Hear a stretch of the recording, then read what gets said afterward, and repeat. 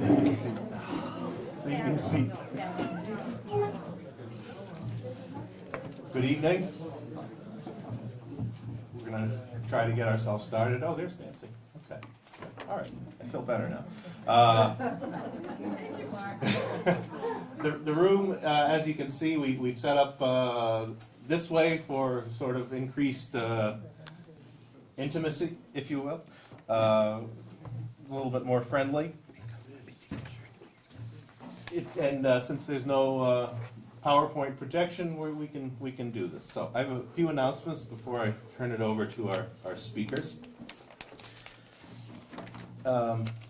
In the bookstore tonight, and some of you who were at Professor Bernutian's lecture a couple of weeks ago heard this then as well. We have visitors. Jerry Chapman, who is standing in the doorway over there, is the husband of Debbie Margosian Chapman, and they are looking to test potential bone marrow donors to help a Belmont Armenian mom. If you're under 60, please come and get your cheek swabbed, which can be done very quickly and painlessly in the bookstore area there. $10,000 is offered for the person who is a match. So please see Jerry, and if you fall into that category, they would be very appreciative of your help. Thanks. And someone please leave me a seat somewhere. Thank you.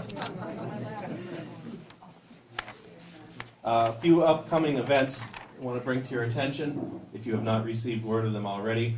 On Wednesday, April 11th, NAASR is very pleased to be participating as a co-sponsor in the Tufts Armenian Genocide commemoration at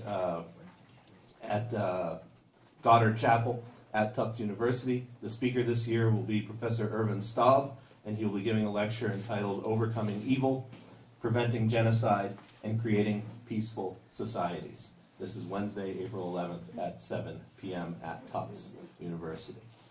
On Friday, April 13th, we are very happy to be welcoming Carla Garapetian, filmmaker, and she will be giving a talk entitled The Digital Revolution, Armenian Genocide Survivor Testimonies in the Shoah Visual History Archive.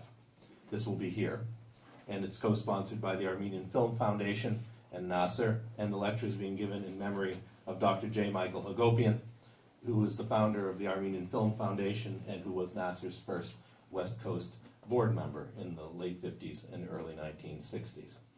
And finally, on Thursday, April 26th, we'll be welcoming Ugur Ungur from Amsterdam, is he? Yes. Yes, he's in Amsterdam now. And he will be giving a lecture entitled Reshaping Race and Space, Armenians, Kurds, and Turks in the New Turkey, 1913 to 1950. And that covers the next month and a half, here in Belmont, at least. This is to omit mentioning any of the multitude of other NAASR-sponsored and co-sponsored events going on in Southern California, New York, Washington, D.C., and Florida.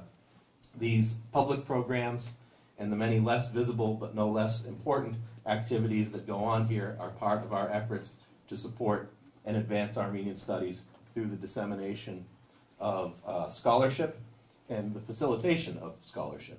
One of the things we're most proud of here is our role as a bridge between the scholarly world and the community world, so to speak.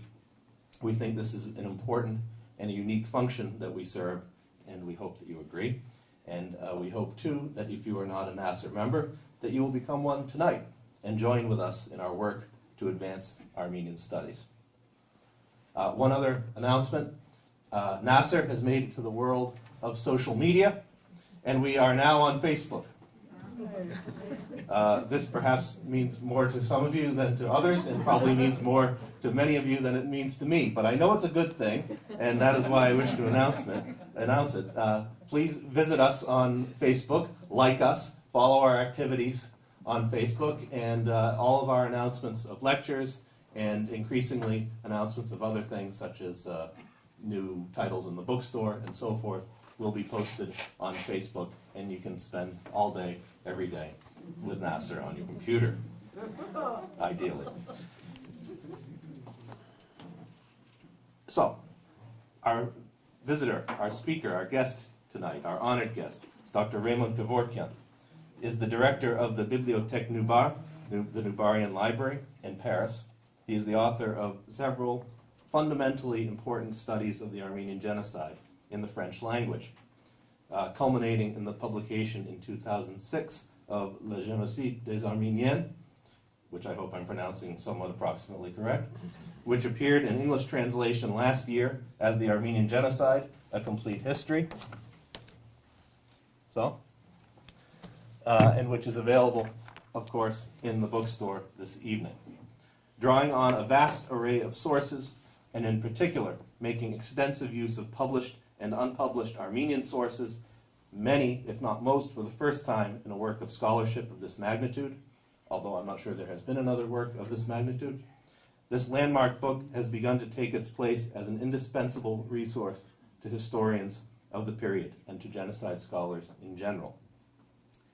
It's important for us to remember also, since 2012 is the 500th anniversary of the first printed Armenian book, and it is the year of the book in Armenia, that Raymond Kévorkian is not only one of the foremost scholars of the Armenian Genocide and the director of one of the most important research libraries in the diaspora, he is also one of the leading scholars of early Armenian book printing. So, for us, it is a huge honor and a pleasure to be welcoming him here to NAASR for the first time as a speaker. As you probably know already, he will be speaking tonight primarily in Armenian. I will say that if I spoke another language as well as Raymond speaks English, I would be very proud of myself. But nonetheless, translation will be provided on a running basis by Khatchig Mouradian, who I trust you know, but in case you do not, Khatchig is the editor of the Armenian Weekly, and he's a doctoral candidate at Clark University. And it is thanks to Khatchig, really, that Raymond is here with us, because Raymond is on Khatchig's dissertation advisory committee at Clark. Yesterday, I had the privilege of attending Khatchig's dissertation proposal defense at the Strassler Center at Clark. His thesis is provisionally called Destruction and Agency in Derzor, 1915-1916. It's going to be an important work and one that will be eagerly anticipated. I think that covers everything, and so I want to turn things over to Dr. Raymond Kévorkian and Khatchig Mouradian.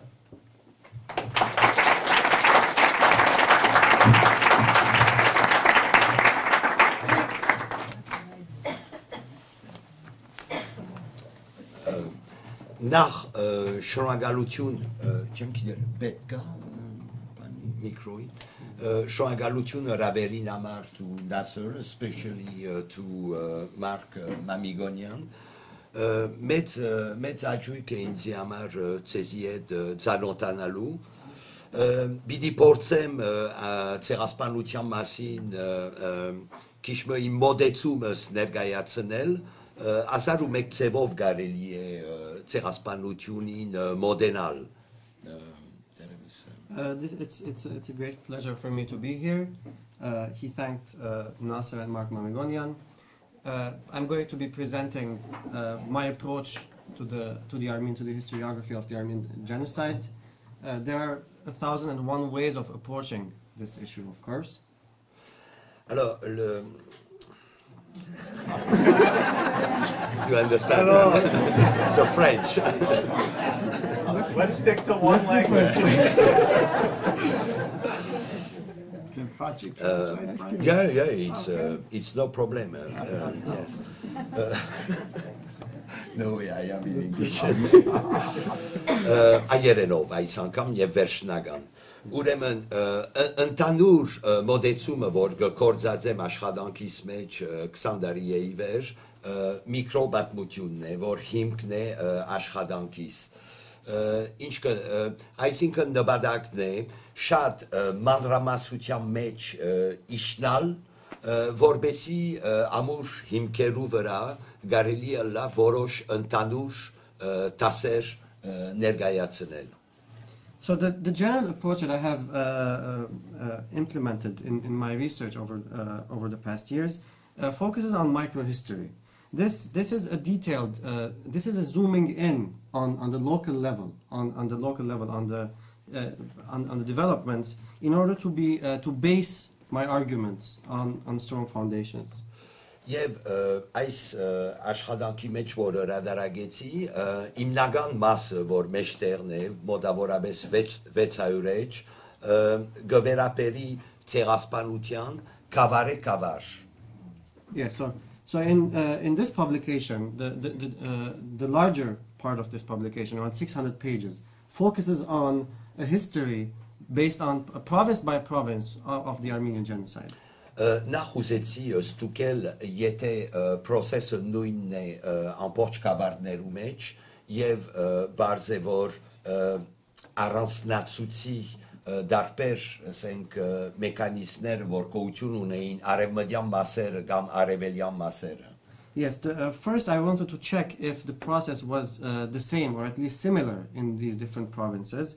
And of course there are certain differences between the eastern and western provinces and regions where the deportations and the massacres took place. Alors, կալով աղբյուրներու քիչ առաջ Մարկը գսեր, որ գետրոնացած եմ մասնավորապես այգական աղբյուրներու վրա, հիմա որոշ ճշտումներ պիտի անեմ. Նախ ասեմ, որ մինակ այգական աղբյուր չեմ կործածած, այնքանալ անկրակետ չեմ, որ մեկ լեզու գիտեմ, այո. Ուրեմն կործածած եմ ընդհանրապես թիվանակիդական աղբյուրներ, մասնավորապես ուբադոսարաններու աղբյուրներ, որ թույլ գուտան, որ մինչև կրետե դեղական էլիտներու մագարտագի իշնակ կիդության դեսագետում. So I want to talk a little about sources. Mark mentioned that I focused on primarily on Armenian sources. I just want to make a clarification there. He joked that he's not that ignorant to be only reading one language. So he has actually worked on diplomatic sources, specifically sources of consulates in the area, to be able to zoom in on the level of the local elites and their participation and their role in the genocide.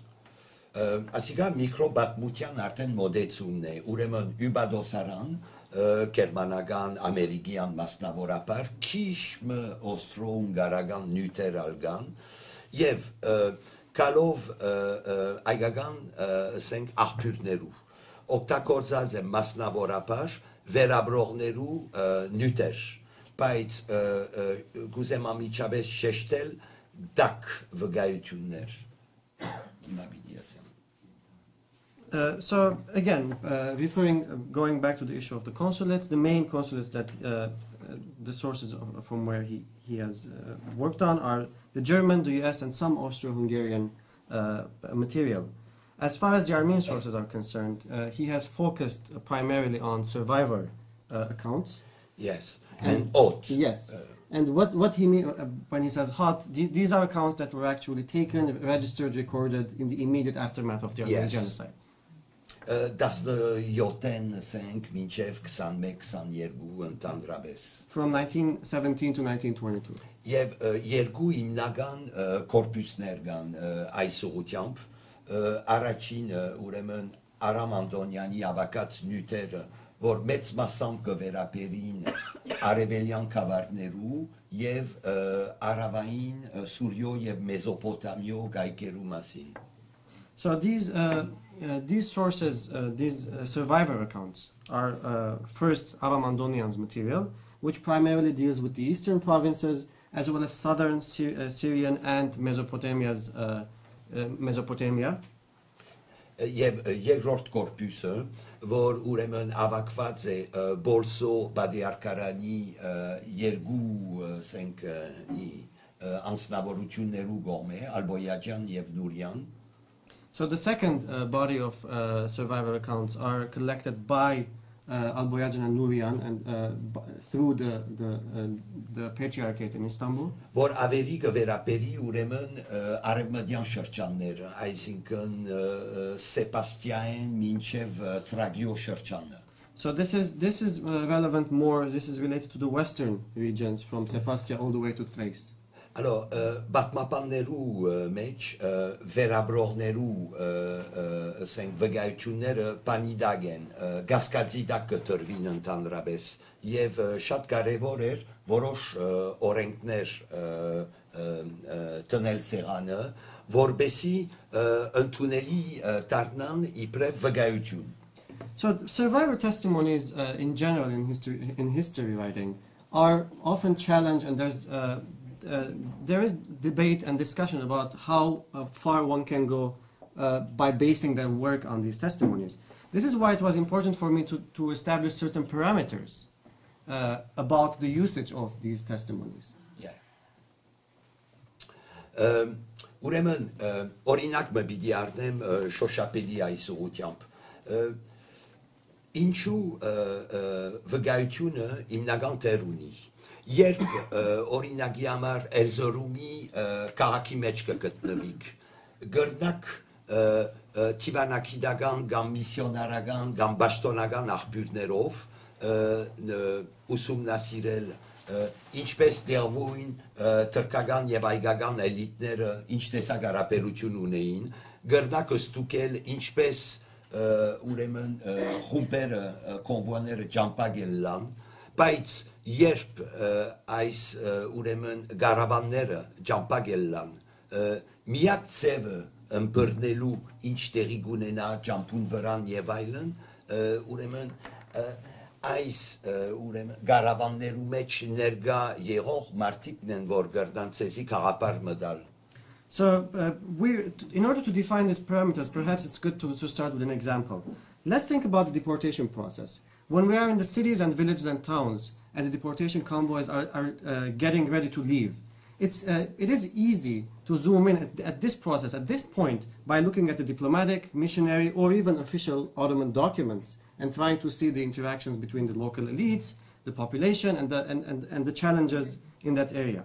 However, once the convoys leave the towns and the villages, it is the only way to really look at the process and see and really be able to tell the history, the story of the deportation, is through the eyes of the survivors and the deportees themselves. So this is where the role of the survivor accounts become crucial.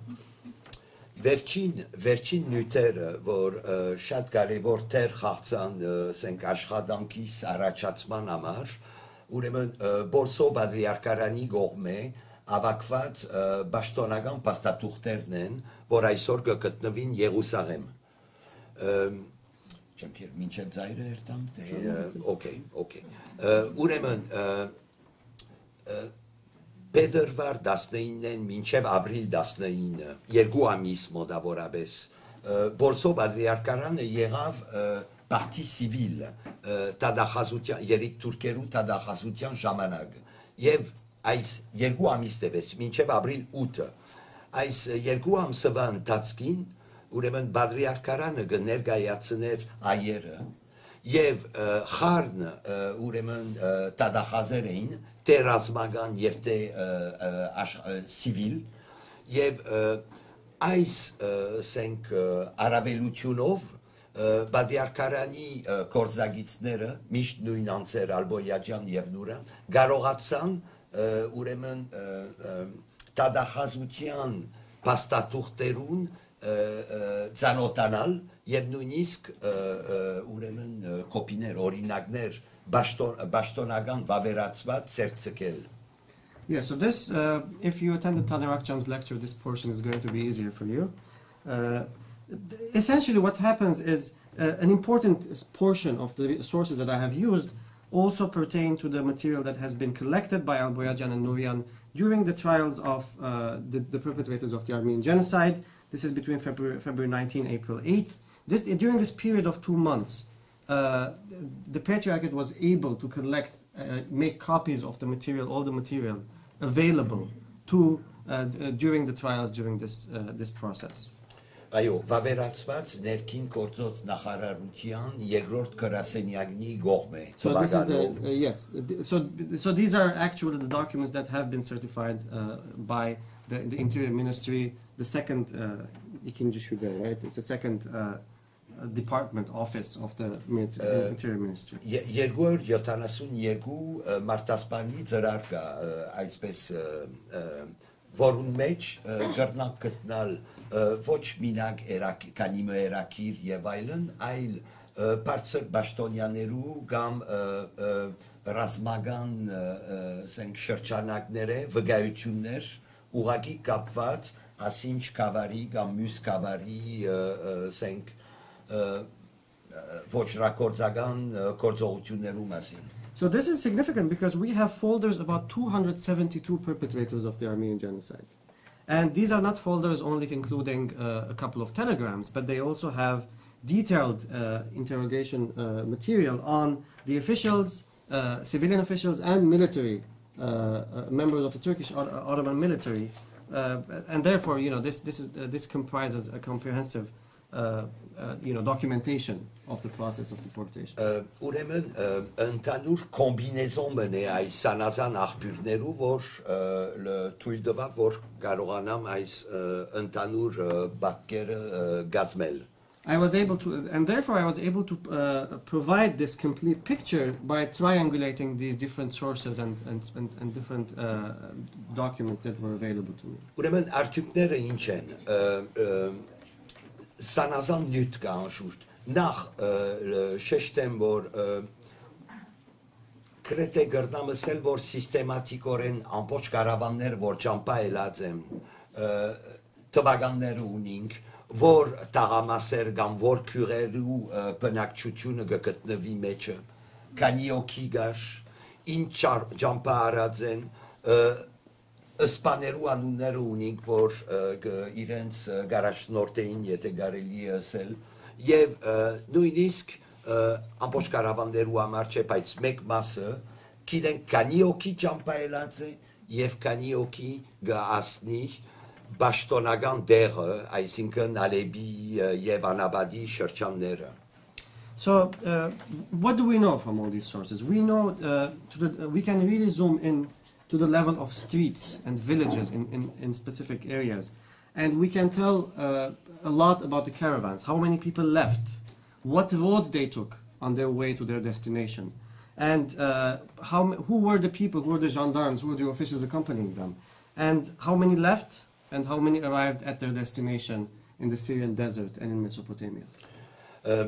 Օրինակի համար ասոր իման վրա գրնանք այսօր բավական վստահելի ցևով ասել, որ արևելյան այգական քավարներու բնակչության 5-10% ասած է պաշտոնական վայրերը.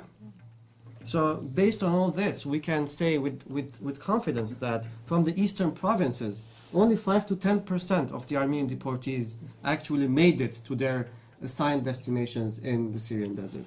Եթե պարտադենք արևմտյան շրջաններու համար, որ ավելի հայկական ամայնքներ էին թրքական շրջանակներու մեջ, արևմտյան շրջաններու համար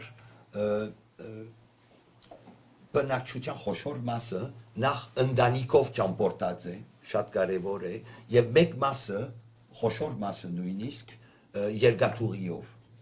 So now we talk about the western provinces and western regions, and here a significant portion of the deported population actually was deported as a unit. The family was deported together. The families were not torn apart, and the bulk of the deportees actually were transported through the railway. And this is, of course, this increases the chances of survival en route. Ուրեմն ասիգա առաջին 10-ն է, որ գրնանք սեբել միկրոբատմության միջոցով. Երկրորդը կարևոր սենք գետմը տեշկիլատի մասուսան, այսինքն մասնավոր կազմակերպությունը, որ փուն ոչրակորձերը կներկայացներ. Մինչև հիմա ունեինք ընդհանուր տեղեկություն, մասնավորապես Վաքն Դադարյանի ուսումնասիրությունը, գիտենք քիչ շատ ով գղեկավար էր, բայց փուն տեշկիլատի մասուսայի գործողություններու մասին օթի մեջ էինք այսպես. Ուրեմն երբ միկրոբատմություն կնեք, կարելի կդառնա ճշտել քանի ջոգատ կար եւ իրենց աշխատելագերբը. եւ աշխատելակերպը ինչ էր, ասոնք չէին շարժեր, մնայուն ջոգատներ էին, որ գործածեին աշխարհակրությունը, մասնավորապես բաները, լիգորժ, այո, Անտունտները, վիհերը։ այո, օրինակյար Եփրադի բարձրակույն կեմախի շրջանը, որ ելքը եւ մուտքը գդիրաբեյնեին բարձաբես եւ մաղի նման գործածեին մասնավորապես մարտիկը մակրելու համար։ So another element. Now we talked about the survivors and the deportees and how the process worked on the eastern provinces and in the western provinces. Now now talking about the perpetrators. We so far we have known about a little about the special organization Teşkilat-ı Mahsusa that was one of that played a central role in the process of the destruction, the murder of the Armenians. Now because of this micro history, we can really zoom in and find out more about their operations, more than what, for example, the work of scholars like Vahakan Dadarian has presented to us. We know, for example, that the number of the groups of the Teşkilat-ı Mahsusa that functioned. We know how they operated, and we also know that these were groups that functioned locally. These were not groups that were constantly moving from one town, one area to the other in order to perpetrate the genocide. They were focusing on a particular region and taking over the operations of that region. One way that this process of extermination was conducted was essentially simply controlling the entries and exits of the gorges, and in this way making sure that the Armenian convoys entering a particular gorge or an area within these narrow mountains were actually destroyed and massacred on their way to their destination.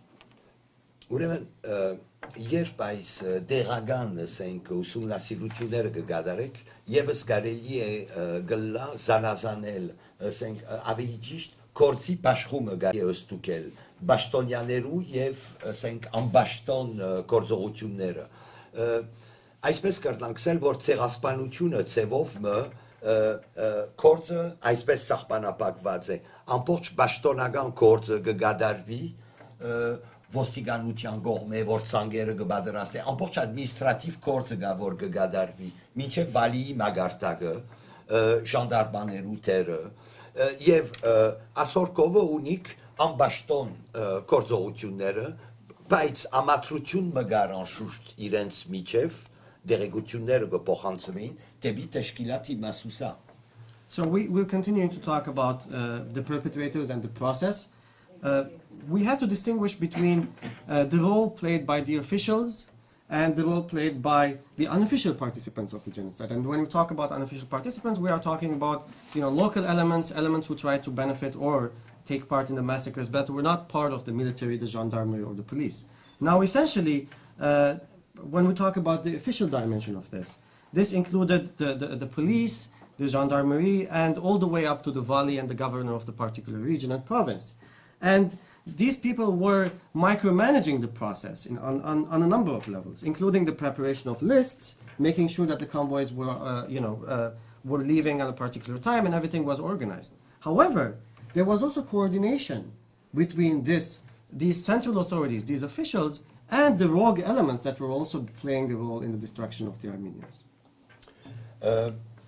Մեկ կետ մգա եւս, որ գարցեմ քիչ ավելի լուսապանեցի, գվերապերի կրաված ուրեմն իրերու։ Alors, այս մասին քանի բաներ ասեմ։ Նախ նույնպես ընդհանրապես այս եմվալի մետրուկե թրկերենով գսեն, այս եմվալի այս ուրեմն գոմիդեներու մեջ կգտնեին մասնավորապես ուրեմն կադաստրի բադասխանադուն դուր կավակող դոնորեն շրջանի ասկացակ, որ բավական լավ գազմագերբված էր։ Եվ եւս շատ կարևոր գետ է ասիգա դեղական երիտուրք կլուբերու նախական կամ կարևոր անդամները, որ առաջիններն էին ընդհանրապես, որ գօգտվեին այս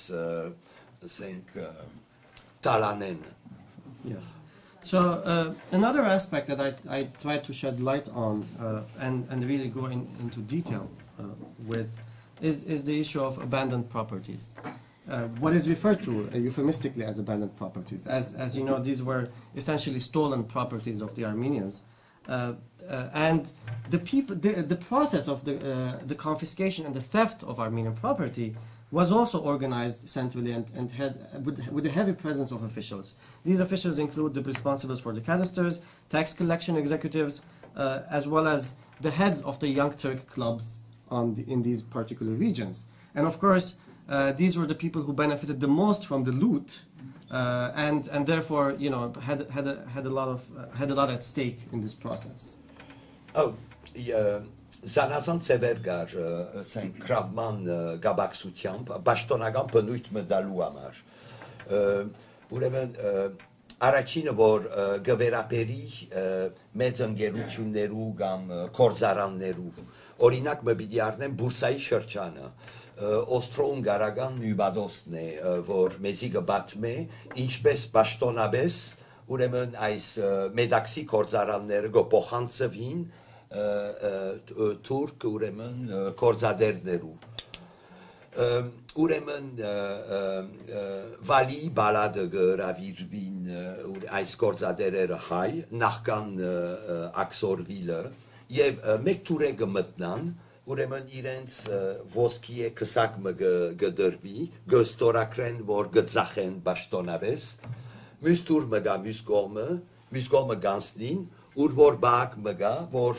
ais dobrag voske dobrag garde եւ նորեն գետրոնական սենյակ գդանի որբեսի աչորդ կորզադերը կա բանը մինչև այսօր կարծեմ թրկական օկեպանության մեջ այս ադմինիստրատիվ օկեպանությունը գիշղեգոր ասիկա առաջին մեթոդն է Just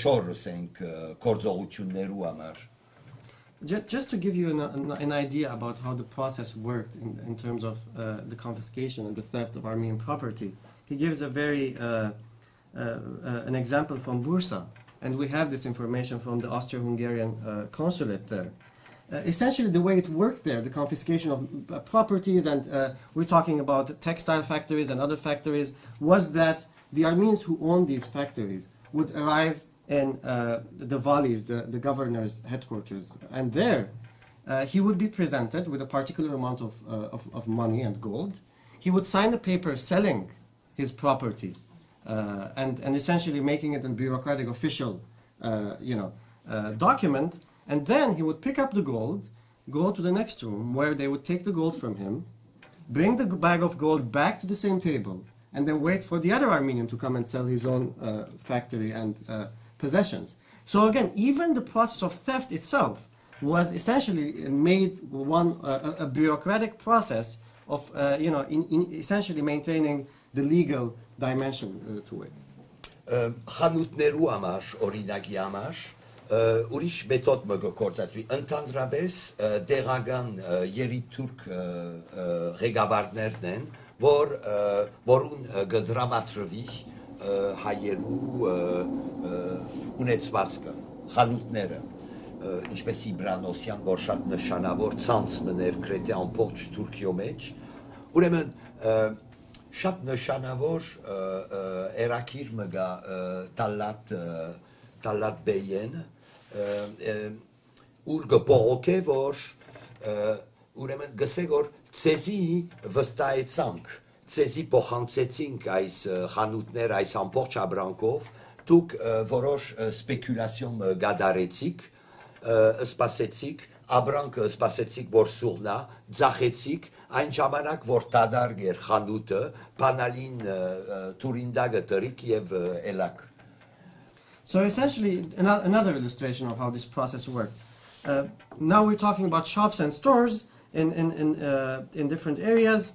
They used another method. The Young Turk heads, the local heads of the Young Turk party, what they essentially did was confiscate the Armenian property. And one example he gave is the network of stores that the Ibranosians had. And essentially they confiscated the Armenian property.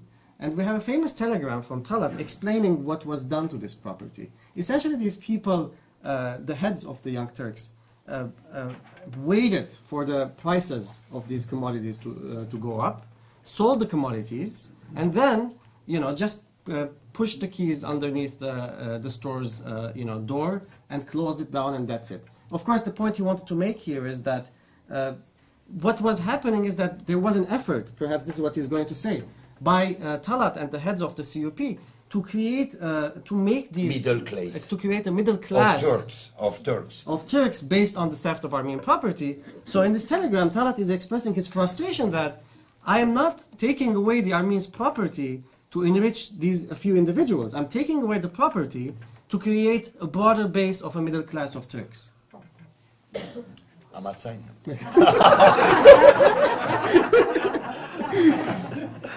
Yes, and because there is not, it's a problem. Oh, excuse me.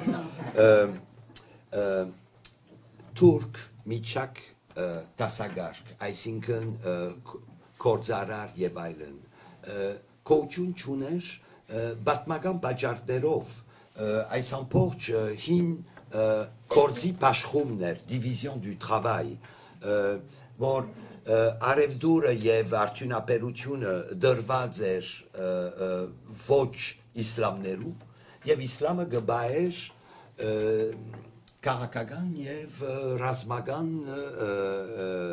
գործողությունները իրենց համար, բայց 19-րդ տարու երկրորդ մասին, երբ արդյունաբերության հեղափոխությունը սկսավ, այս խեղճուգրակ խանութբանները կամ արեստավորները դարձան գործադեր եւ բավական առուստ որոշ մարդոց համար եւ գրնակ խորիլ որ այս փոփոխությունները բավական ուժեղ տերմը խաղցան երիտուրք ռադիկալիզացիոն process-ի մեջ. Yes. Okay, so essentially there was no middle class of Turks in the Ottoman Empire, and there were historic reasons for this. The reason was that essentially there was a certain division of labor in the empire. The non-Muslims were dealt with the trade, and the Muslims, political endeavors and military operations were actually given responsibilities of the Muslims. Now, what happened with the Industrial Revolution was that these small shop owners and businessmen on the local level gradually grew and became entrepreneurs and businessmen of larger operations.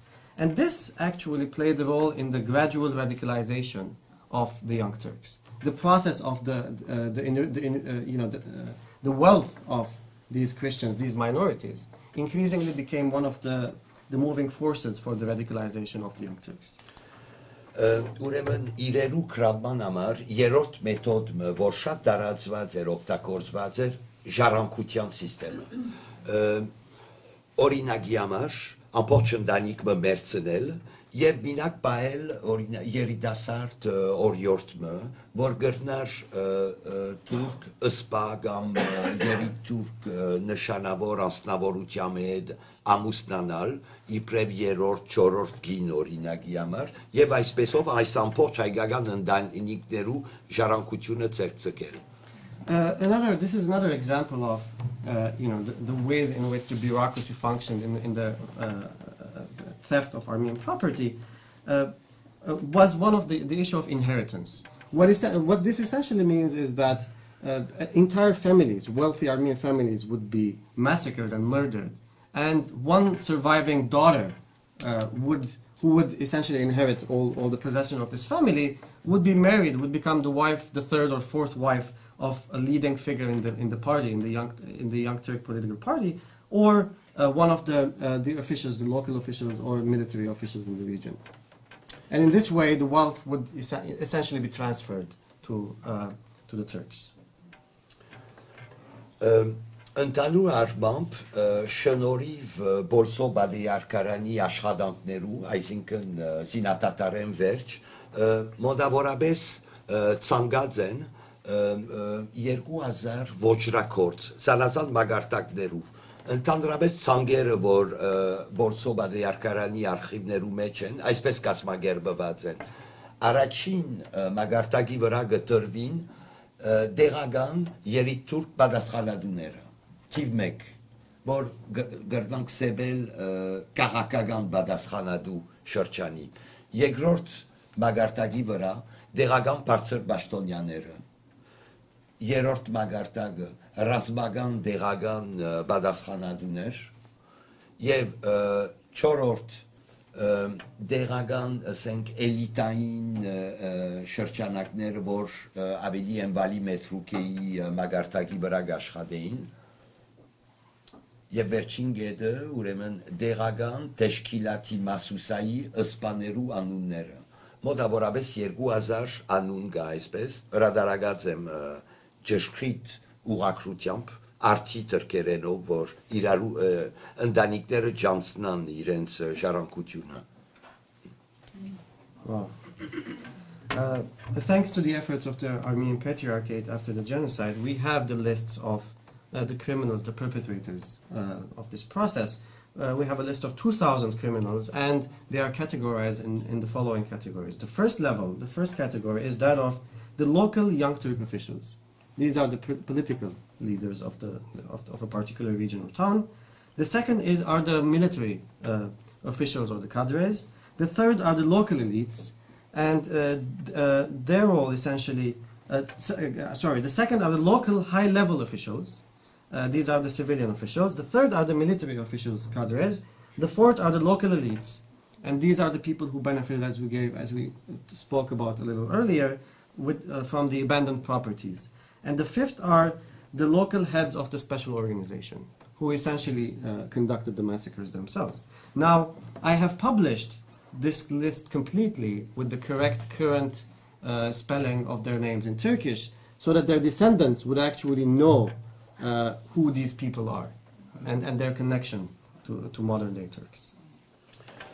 Ուրեմն վերջին գետը այս կենտրոնական մասին համար որ ասենք կարևոր որմնաշարն է աշխատանքին գովերապերի Խաչիգի ուրեմն ուսումնասիրած նյութին, այսինքն ցեղասպանության երկրորդ փուլը, որ դեղի կունենա ուրեմն Սուրիո եւ Մեզոպոտամիո անաբատներու մեջ, մասնավորապես մարտ, ասենք 16 մինչեւ նոյեմբեր 16, այսինքն գրեթե 6 ամիս անցած է, ուր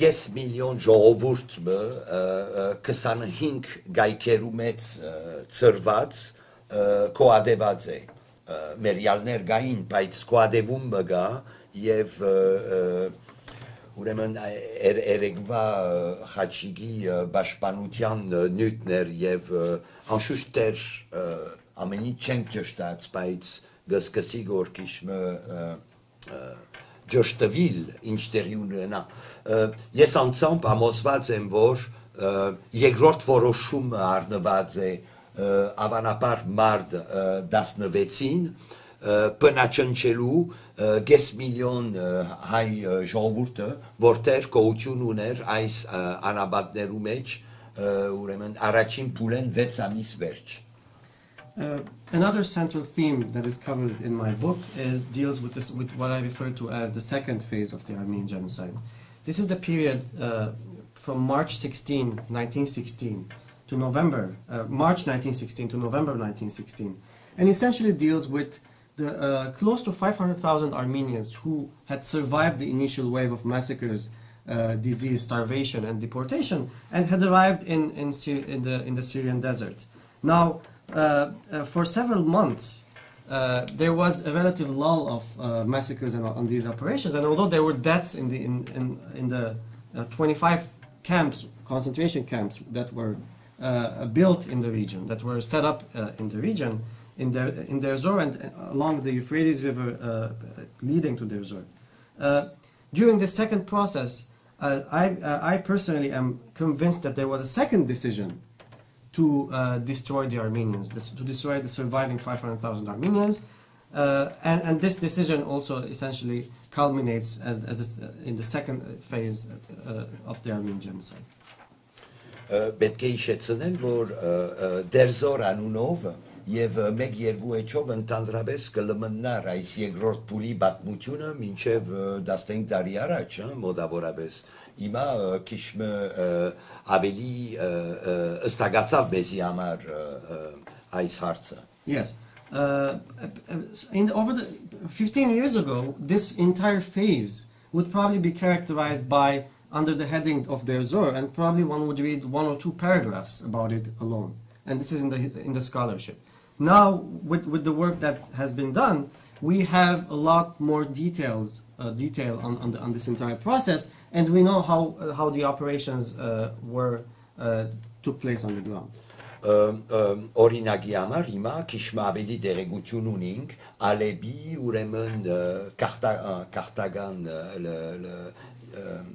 Directorat des déportés, այսինքն որ կապված էր ներքին գործոց նախարարության եւ ծևով ոչ թե ծևով գղեկավարեր այս 25 գայքերը որ ծրված էին Մաստավորապար երկու ուսենք ուղղության վրա, մեկը որ կոչվեր Եփրադիկիձը, եւ երկրորդը որ Ռասուլայնեն դեպի Բաղդադ։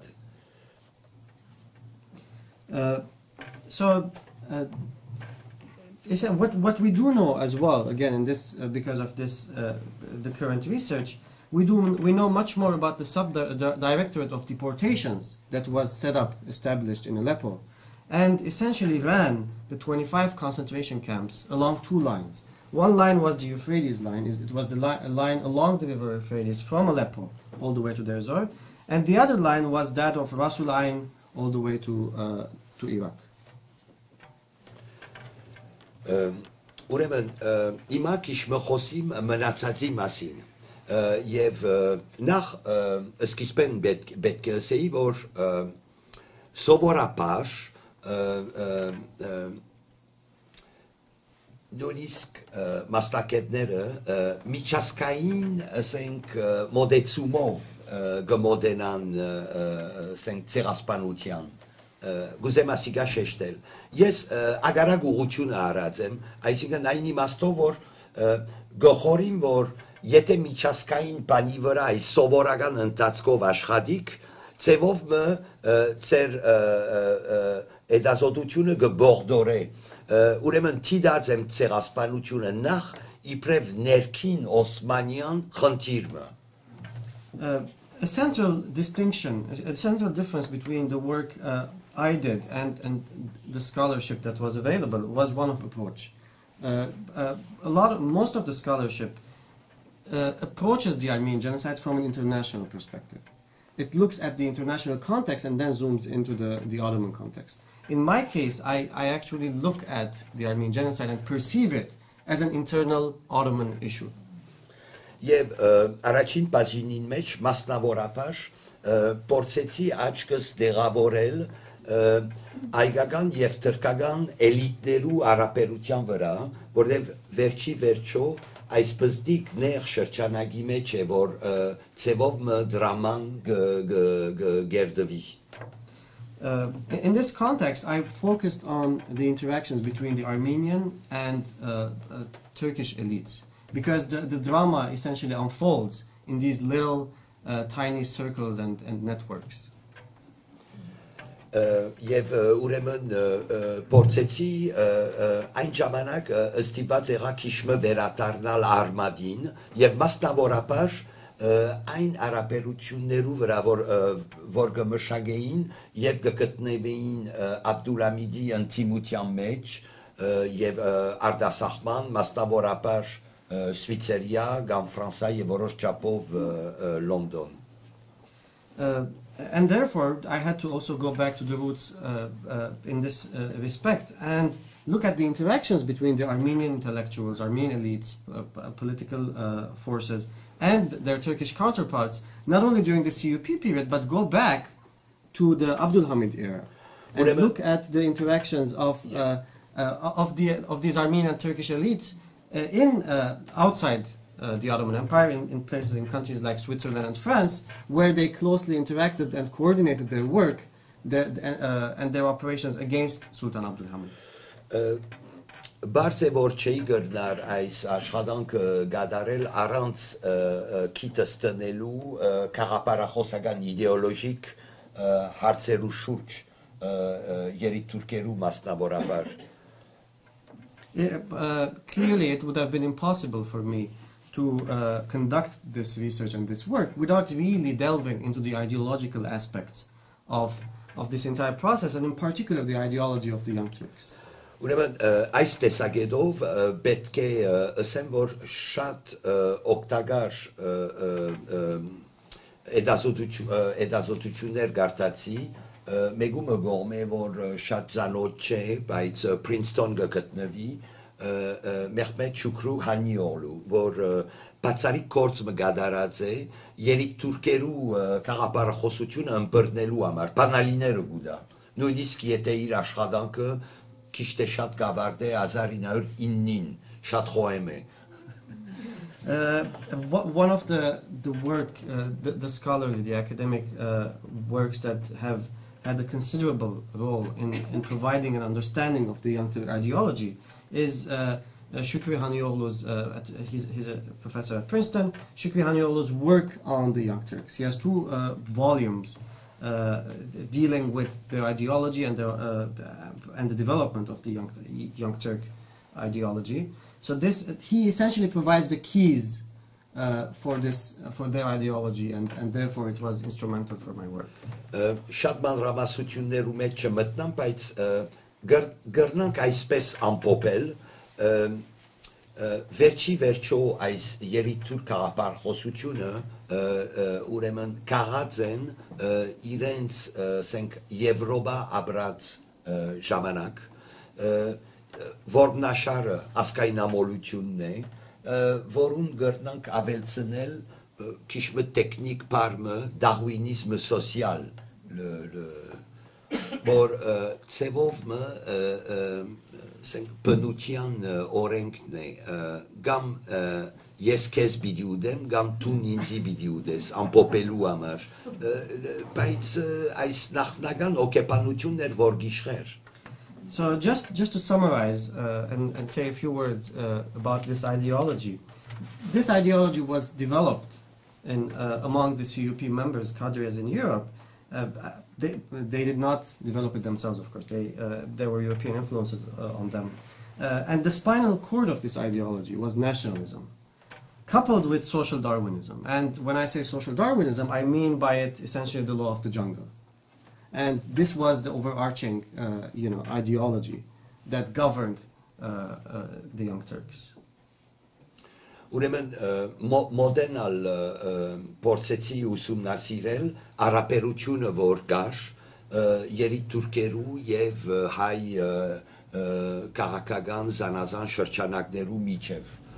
Երբեմն կան որ կանգադեցին այս ուսումնասիրության վրա, Էդազոդած եմ բավական նուրբ ծրարը, որ գվերապերի ընչագյաններու ծրագիրին մերցնելու տալատը ընվերը եւ այլն, այսինքն Կոստանցայի նշանավոր ժողովը այս ընչագյաններու, որը պետք է ուսումնասիրել այս բաները եւ հասկանալ, որ ուրեմն Տավաջան մգար այս ժողովի ժամանակ, որ դեղեկագիր փոխանցած է ներքին գործոց նախարարին, եւ գրնանք ամոզված լալ, որ այս դեղեկագիրները երբ տալատին ցերկը անցան, կասկած չկա, որ իր բնական պարանոյան դեռ ավելի զարգացուց. So I have also closely examined the relations of the CUP with the Armenian political circles. In this context, there were some more unhappy with this particular issue. In this context, a sensitive issue is the Hanchakians' project or plan to kill Talat and Enver, what is known famously as the Constanza meeting of the Hanchakians. And there was essentially an informant during that meeting which provided the report to the Minister of the Interior. And as you can imagine, the already paranoid Minister of Interior, Talat, his paranoia was even multiplied after the receipt of this particular report. Օրինակի համար երիտուրք եւ դաշնակցական հարաբերության վերաբերյալ մասնավորապես օգտագործեցի Գիլիգիո չարտերու ծրարը չափելու համար մինչև ուշ գերտար այս հարաբերությունը. For another example is the extent, to measure the extent of relationship, the depth of the relationship between the Committee of Union and Progress, the Young Turks, and the Armenian Revolutionary Federation, the ARF, I looked at a case study. I looked at the documents related to the Adana massacres, just to see how deep this relationship went and how, whether or not it was vulnerable after, the horrors of the Adana massacres. Գարնան կսել, որ Գիլիգիո չարտերը Ադանա գսվի ընդհանրապես, բայց վերջապես ամբողջ Գիլիգիո գտնար, Գիլիգիո չարտերը ֆանտաստիկ թեստ մնե ծևով մը երիտուրքերու ինչ գիտնամ պրոգրեսիստ քաղաքականության վերաբերյալ եւ առաջին հարցը, որ հայկական շրջանակները ուղեցին, արդյոք ովրած է ասիգա Overadze, արդյոք եւ ամեն կարևոր հարցը, արդյոք երիտուրքերը խառնված էին կամ ոչ, ամեն բարակային դաշնակցության եւ երիտուրքերու հարաբերությունը այս չարտերեն վերջ սարեցան, բայց ներքին համացայնություն դեղի ունեցավ, ինչքան որ գրնանք ենթադրել 2-3 տարի հայկական շրջանակները որոշած են հրաբարակ չտնել դեղեցությունները որ գային չարտի մասին եւ այլ մինչեւ 1911 ամպերեցին գիտենք որ ույս ունեին որ խոստումները որ երիտուրքերը գադարած էին բարելավման գացության եւ այլն պիտի իրականային եւ սպասեցին այսպես եւ 11-ին արդեն որոշում գարտնեն եւ այս նույն դարին է, որ արդեն չարտերու մասին ֆրանսերեն, անգլերեն, զանազան լեզուներով քիվկեր գսկսին հրադարակվին. So as we were talking still about the Adana massacres, and they are referred to as the Adana massacres, but this is massacres and the atrocities, had a profound effect on Cilicia in general. So the Adana massacres of 1909, he considers this a litmus test of the progressiveness of the Young Turk regime. So a regime that came to power a year earlier, that had essentially come to power a year earlier, with all this progressive agenda of fraternity, brotherhood, equality, and then and therefore the massacres were a serious challenge to this relationship between the ARF and the CUP, Young Turks, and the Armenians posed two central questions to the Young Turks. The first was, who committed these massacres? And the second was, what was the role of the CUP itself in these massacres? And essentially 1909, in that sense, culminated in the freezing of the relationship between the ARF and the CUP. However, it seems that there was some kind of silent agreement between the Armenians and the CUP to not publicize the details of the massacres and the reports of what really went on in Adana and its surrounding areas for a couple of years, in hopes that during that period the CUP would actually rectify some of these injustices and change course. However, by 1911, when this does not happen, we start seeing reports, detailed reports of what happened during the Adana massacres being published in different European languages. Այո, նույնիսկ պետք է հասկանալ, որ նույնիսկ եթե լարվածություն կար երկու կուսակցություններու միջև, որոշ շահեր կային, որ պետք է պաշտպանվեին։ Օրինակի համար ընտրություններու ժամանակ գրեթե անկարելի էր երեսփոխա ունենալ, եթե որոշ համաձայնություն, որ ժամանակավոր էր, գոյություն չունենար։ դաշնակներու համար օրինակ շատ կարևոր էր ասիգա, որովհետև մի մորնակ որ մինչև 1908-ի հեղափոխությունը եթե գուզեք ադուք տասագարդ մնե որ ամբողջ հայկական հարցերով գսպահվի այս հեղափոխականները իրենց տեղոչունին անշուշտ ներքին ամայնքային իշխանություններու մեջ հեղափոխություն են վերջ մեգեն գմտնան եւ իրենց սուժը ծևով մգկաղեն այս ամակորձակցության որ ունին նոր իշխանություններու հետ.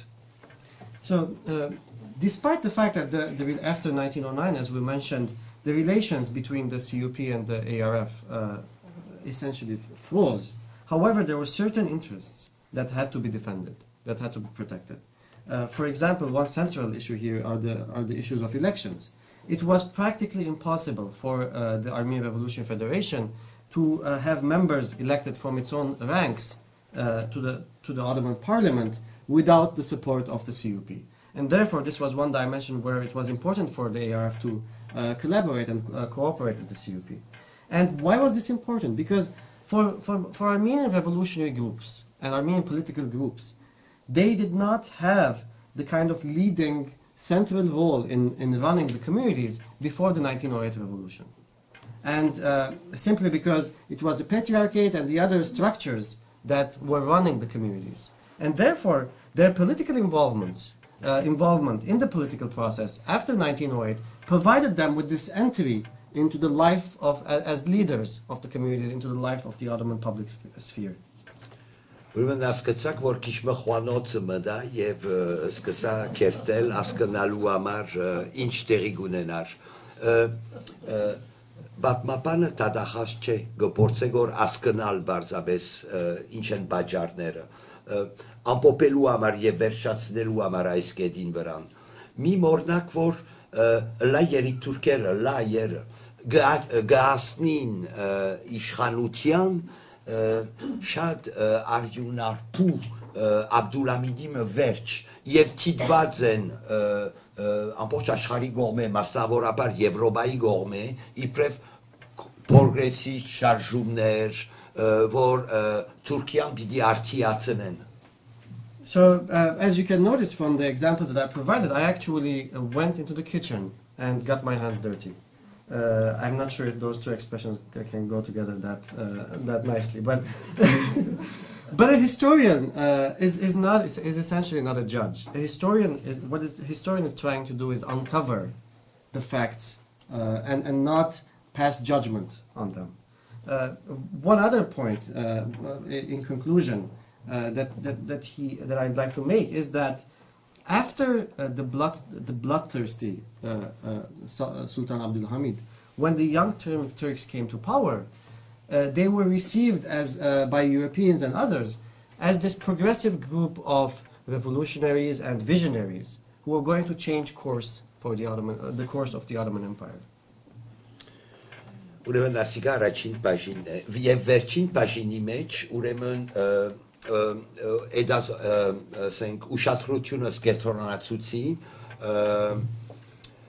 ոչ թե հայկական հարցի վերաբերյալ որ բոլորովին ուրիշ նյութ է կամ Հայաստանի անկախությունը եւ այլն ասալ ուրիշ նյութ է կենտրոնացուցի բոլիսի մեջ մթնոլորտը ուրեմն այս տադերը որ դեղի ունենան երիտ թուրքերու եւ այլն հիմա շատ նշանավոր քիչ հրադարագած են տաները եւ Վահագն Դադարյան այս կապակցությամբ բայց ցերկիստագ ուդեի ֆրանսական եւ անգլիական էդախոզական բաներու արխիվները որ շատ դակրական են քիչ միշտ խոանոցի ներքին խոանոցի մասին է դերեկակիրներ ոչրակորձերու մասին, ինչ կնեն քաղաքը, ինչպես կփորձեն երիկ թուրք շրջանակները տելերը քաշել, ուրեմն ասոր վրա է որ աշխատեցա եւ այս կապակցությամբ մեծ բարդ կունիմ բան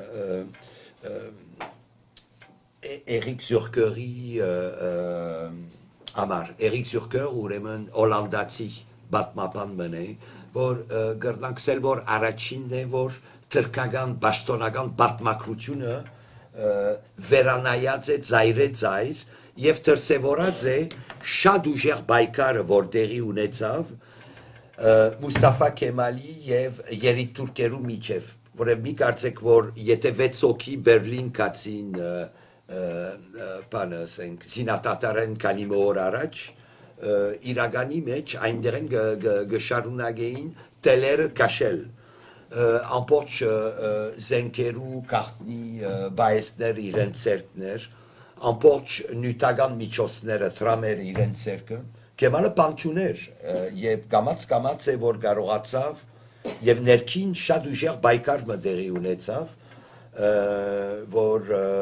որ մեզի կհետաքրքրե, որ այս կոնտեքստի մեջ է, որ վերաբրողները կվերադառնան, կփորձեն վերադառնալ իրենց դուները։ So the final pages of the book deal with the atmosphere in Istanbul after the Armenian Genocide.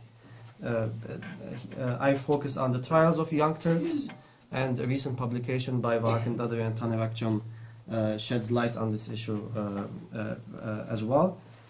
What I had in my disposal was French and British archival material, essentially internal correspondence, dealing with of intelligence intelligence reports, yes. And intelligence reports dealing with on the perpetrators, on the movements of the perpetrators, on the attempts by the CUP circles, the Young Turk circles in Istanbul, to manipulate the situation and get these people out.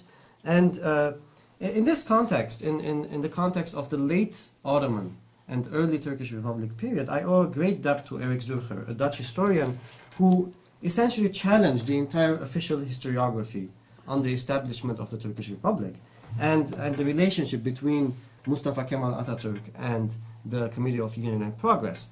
Because in these initial years, all the resources and all the power was in the hands of the CUP. And Kemal himself, it took him several years to actually gradually, he had nothing, and all the resources were in CUP's hands. And it took Kemal Atatürk years to wrestle the power back into his own hands. So this is the backdrop, this is the context in which many Armenian survivors, many Armenian deportees are trying to return to their ancestral lands. Արդեն այս նյութը հիմա, որ ոս 20-30 կնե, քիլքի պիտի վերածեմ, այսինքն, աչորդ my next book is about yes. return of... so yeah, the third volume will be dealing with the return of the survivors and deportees to their lands. I think that we stop because...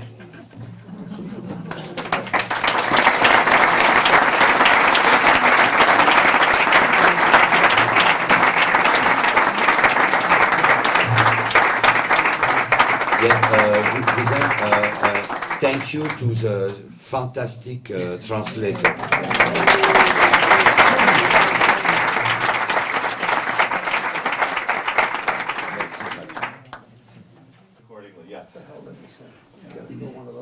I'm wondering about the homes that people lived in. We found out how they scammed the people who owned the business, or how they scammed people. But you didn't say about the houses that people lived in. How did they manipulate that to take possession of their homes?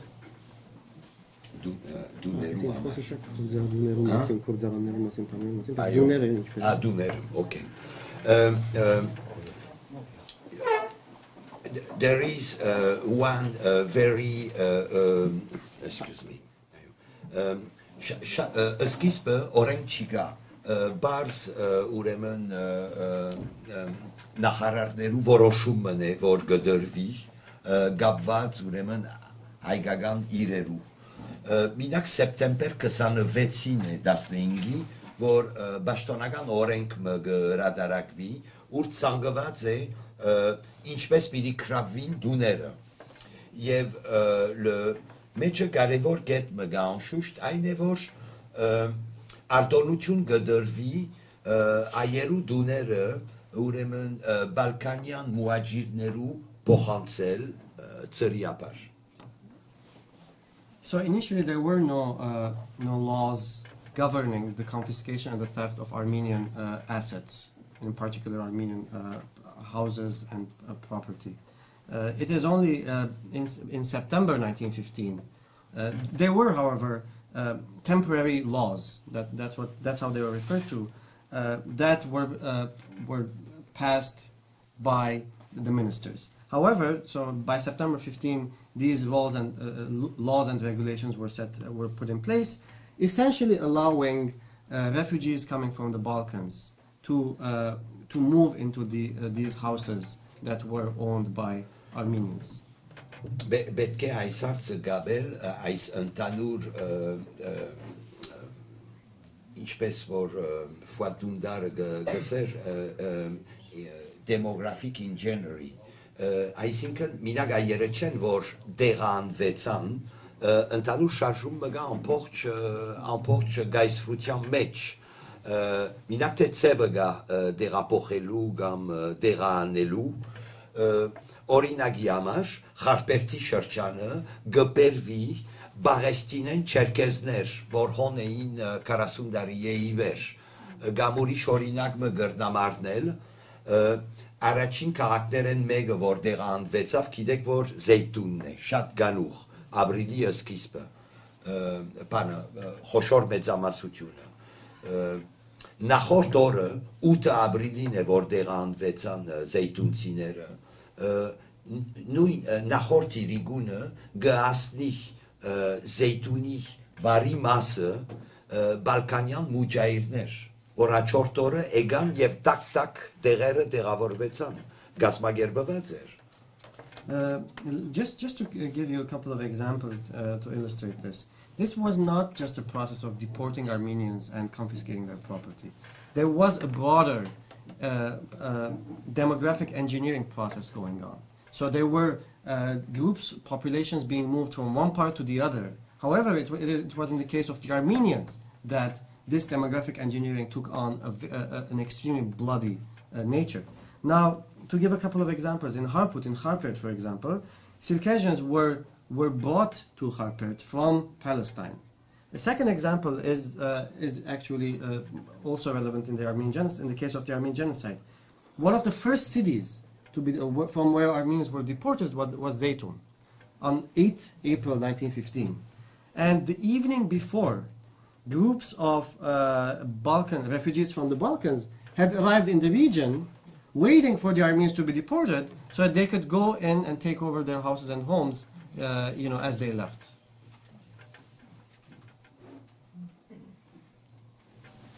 Այո Երկու բան հարցում ունեմ։ Տարիներ առաջ ես սիս կացի Թուրքիա։ Մեծորստունը գտնալու եւ այնտեղ ծանոթացա առաջնե կակատրված է պատմապանի հետ, թուրք պատմապանի հետ ծանոթանալ։ Եվ ասա մեգաներ որ շատ լավ գիտեր սիսի բան։ Որ քաղաքը էսի։ Սիս։ Սիրտ։ Սիս ներողություն։ First, then afterwards.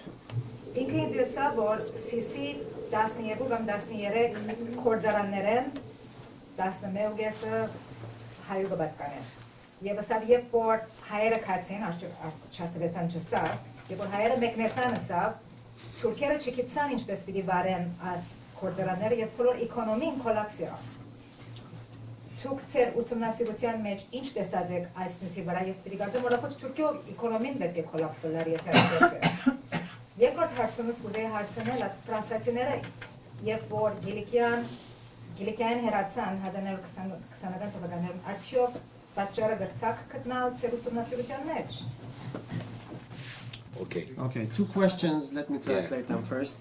The first, I was recently in Sis, and a local historian told me that out of the 12, 13 factories in the area, 11 were owned by Armenians. And when the Armenians left, that particular historian did not say that the Armenians were deported and massacred. When the Armenians left, the locals did not know how to run these factories, and essentially the economy of the region collapsed. And the question is, can you explain this? And do you think that this situation was replicated in other areas as well?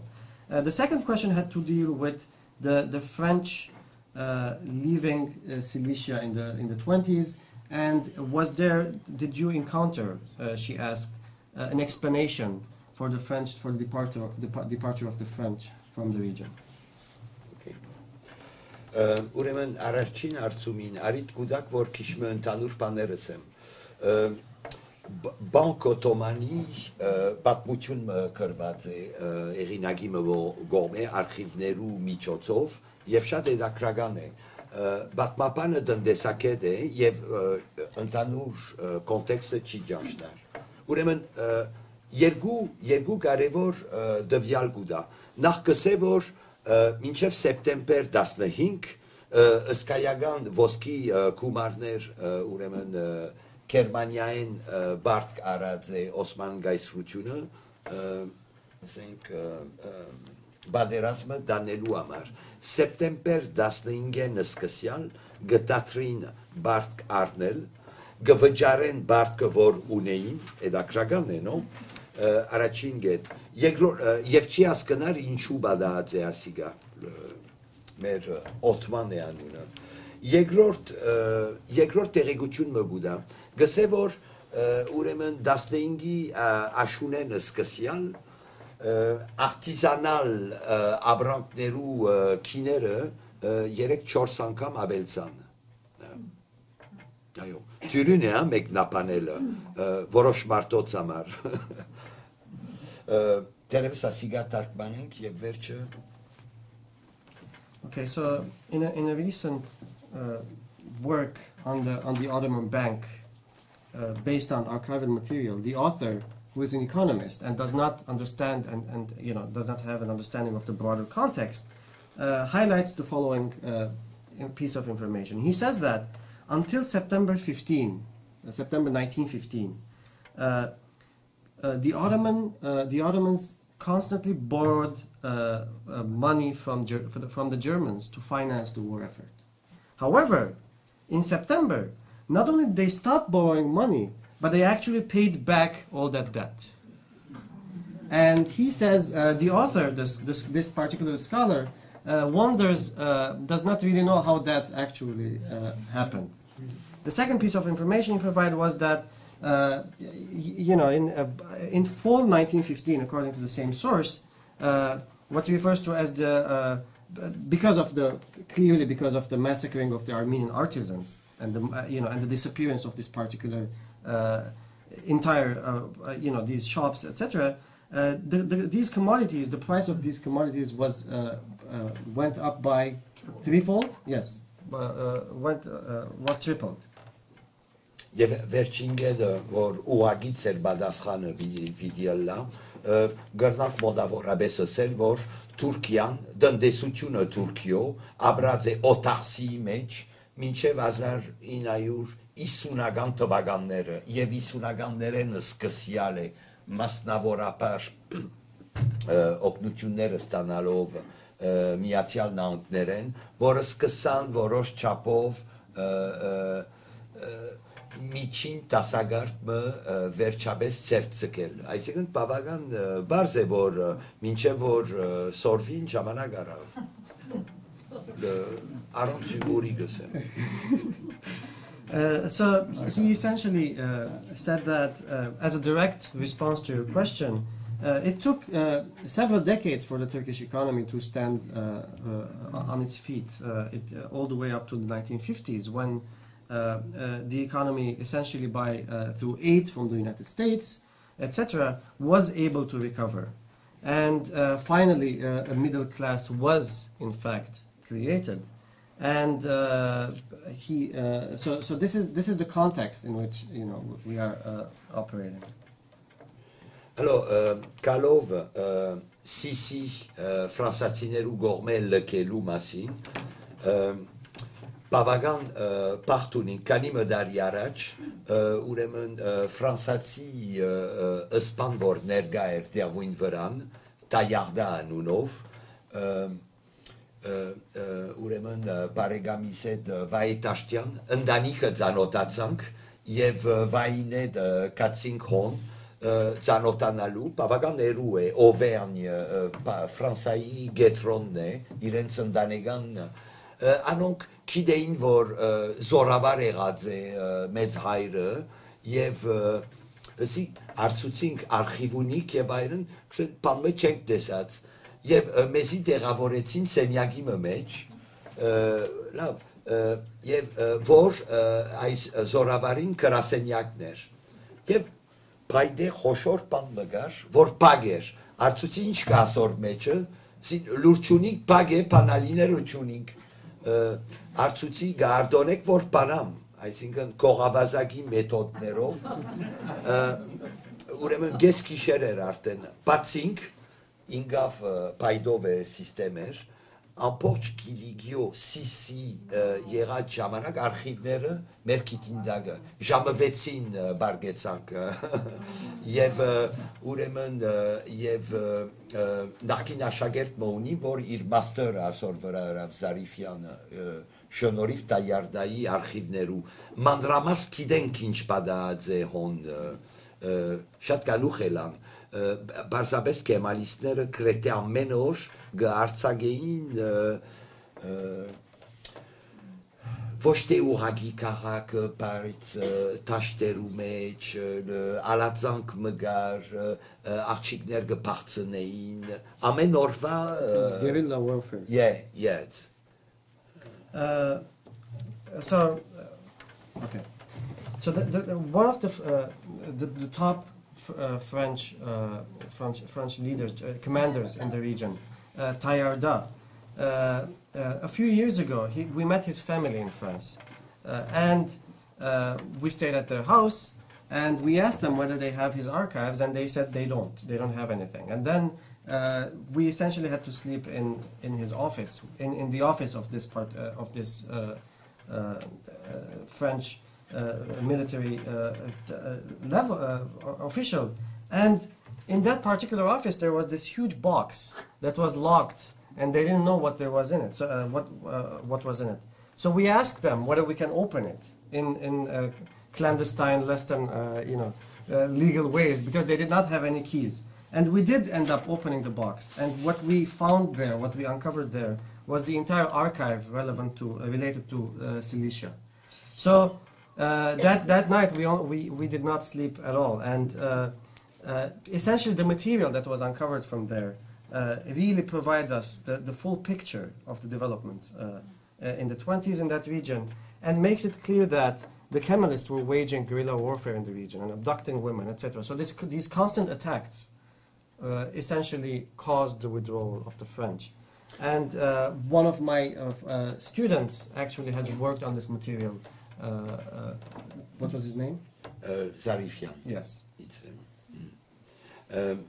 Ընդհանուր առմամբ ինչ որ տեղի ունեցավ սիսի մեջ, ծևով նույն process-ն է որ ունիք, աջն, մարաշ, այնտեղ կրեթե ամեն տեղ, մի օրինակ որ ժամանակավոր գացություն մներ, թե վավերացված չէր, եթե ֆրանսացիները պիտի մնային կամ ոչ, եւ ամբողջ երիտուրք պաշտոնյաները տեղույն վրան կգտնվեին, եւ մինակ վալին է որ փոխված էր, եւ հետաքրական է, ուրեմն Ադանայի վիլայեթի վալին, այս նշանավոր ջելալն էր, որ հայեր բրգած է Ալեբի մեջ, Կոնիա եւ այլն, բայց երբ Ադանագը գտնվեր, մեջտեղ ելավ շատ շնորհքով կեմալիստ շարժման ներկայացուցիչ, ասկասեր, թրկական դեսանգյունով. A similar process to that is actually can be found in Hajan, in Marash, in Aintab. Essentially, what was going on? This was a temporary, unclear status, and the presence of the French. And essentially, on the local level, the young Turk officials still remained in their positions. The only person that was changed was the person at the very head, the Vali, who was the famous Jalal, known for saving Armenians in Aleppo and elsewhere. However, in this particular juncture, he became a nationalist Kemalist and tried to prove his credentials through that way. Thank you all.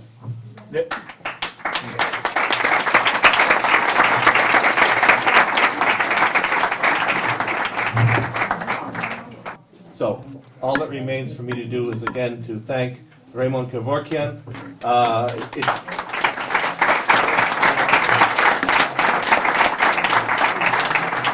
Of all the people we've had here to speak, he is one of the few people who we have not been able to have until now, and it means a huge amount to have him here to speak. And we are very grateful to Khatchig for being here and for translating and for making it all intelligible to the rest of us.